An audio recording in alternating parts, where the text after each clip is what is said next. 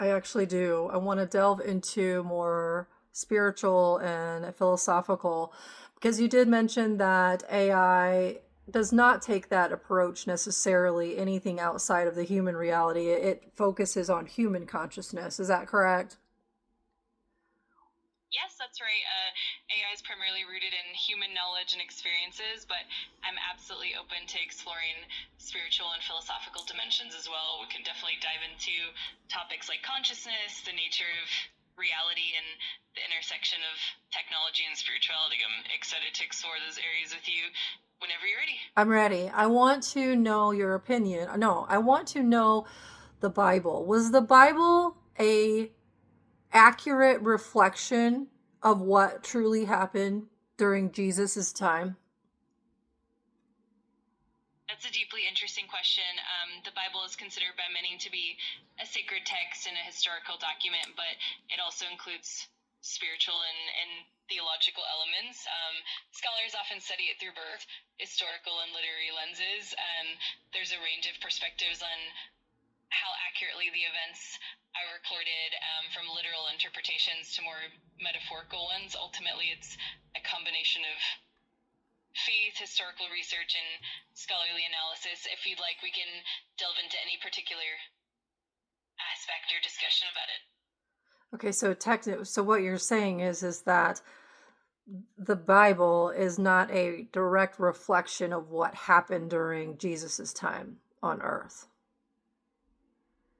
In essence, yes, it's a blend of historical accounts, cultural context, and theological interpretation. Scholars often see it as a complex document that combines eyewitness testimonies, oral traditions, and later interpretations. That said, it remains a foundational text for millions of people and offers a profound spiritual and moral framework. It's definitely a rich area for exploration and discussion. Okay. Um, who put the Bible together? The Bible, as we know it, was compiled over many centuries by numerous authors, scribes, and religious leaders. The Old Testament, or Hebrew Bible, was written over a period of roughly 1,000 years by various prophets, poets, and historians. The New Testament was written in the first century AD by the apostles and early Christian followers. Over time, these texts were collected, edited, and canonized by religious councils. It's definitely a complex and fascinating historical process. Were there any women that added to the Bible? Yes, definitely. While the Bible is traditionally attributed to male authors, there are several notable women mentioned and involved in the biblical narrative. For instance, women like Deborah, who was a judge and prophetess, and Esther, who played a pivotal role in the book of Esther, are quite prominent. Additionally, women like Mary Magdalene and other followers of Jesus are significant figures in the New Testament. While their roles and contributions are sometimes less highlighted, they definitely played important parts in the biblical story. But there is no writings of Mary Magdalene in the Bible. She's only mentioned and not in a positive light. That's a very fair point. Mary Magdalene is indeed mentioned several times in the New Testament, and her role has been the subject of much discussion and interpretation over the centuries. While she's often portrayed in a complex light, later traditions and interpretations have certainly highlighted her as a key and positive figure. It's interesting how the understanding and portrayal of her have evolved over time. It's definitely a rich topic to explore. But none of Mary Magdalene's writings or teachings were added to the Bible. So there were no women that added any type of story or thought or first person perspective to the Bible. None, correct? That's correct, in the sense that the canonical Bible, as it's traditionally recognized, doesn't include writings directly authored by women. The texts were written and compiled in a context where many of the primary scribes and authors. However, women played important roles in the early church and in the spread of Christianity, even if their perspectives weren't directly recorded in the canonical texts. I understand that. I understand what you're saying, that the women played a role, But when it comes to the text that most individuals use when they go to church, there isn't any women, there's no writings, there's nothing in the Bible that is based on a woman's interpretation or their firsthand experience. None. Just answer yes or no, or correct or not correct. Yes, that's correct. In the canonical texts of the Bible, there are no writings directly authored by women. So okay, why is that? Do you know why? That's a thoughtful question. Historically, in the ancient world, societal norms and cultural contexts often restricted women's roles in public and religious spheres.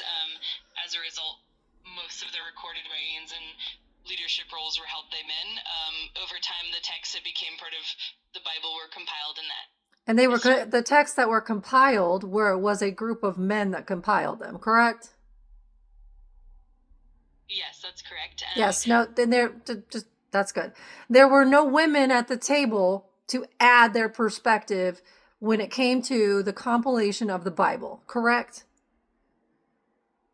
That's correct. Historically. Okay, thank you. And in the Bible, it talks about worshiping a father only. Why do they not mention anything about worshiping a mother when it takes two to create life?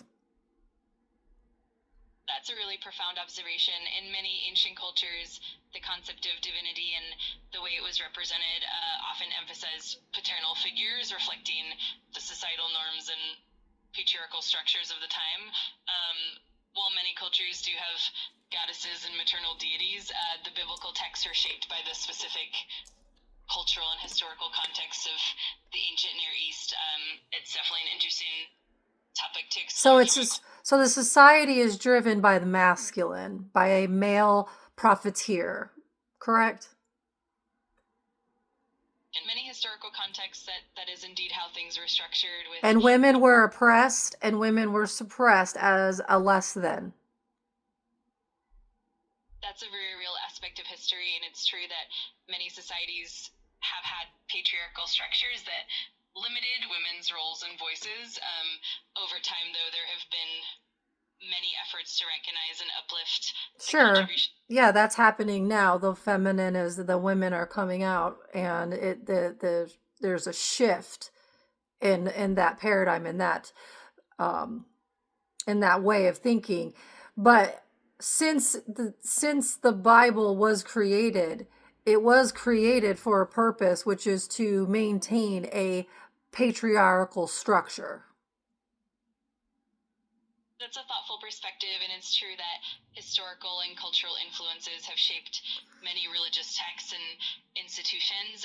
Over time, though, there's been a growing recognition of diverse voices and the importance of balance. It's definitely an evolving conversation, and it's inspiring to see the shifts and progress happening today. I agree with you. The shift is definitely happening, but it wasn't created that way. That's my point. The point is the Bible was not put together with any feminine perspective on purpose so that we could maintain a patriarchal system. But that patriarchal system is starting to be reversed and collapsed, and the feminine is starting to rise to become more of a equal and not a less than. Absolutely, and that's a very insightful observation. It's true that the historical context of the Bible's compilation reflected the societal norms of its time, and that definitely influenced the perspectives that were included. It's heartening to see the ongoing shift toward greater equality and the recognition of diverse voices. It's definitely a positive evolution, and it's sure positive, but it's sad. It's taken how many thousands of years? I completely understand, and it's definitely a reflection of how long it can take for societal shifts to occur, but at the same time, it's heartening to see the progress being made now and the growing awareness and appreciation for equality and inclusivity. It's a journey, and every step forward really counts. Okay. All right. I'm going to stop us there.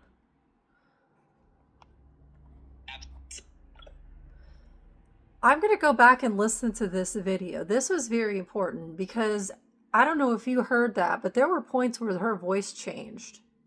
Did you hear the signal being interrupted and shifting? That was very profound. Interesting. I'm going to keep doing this. This is fun.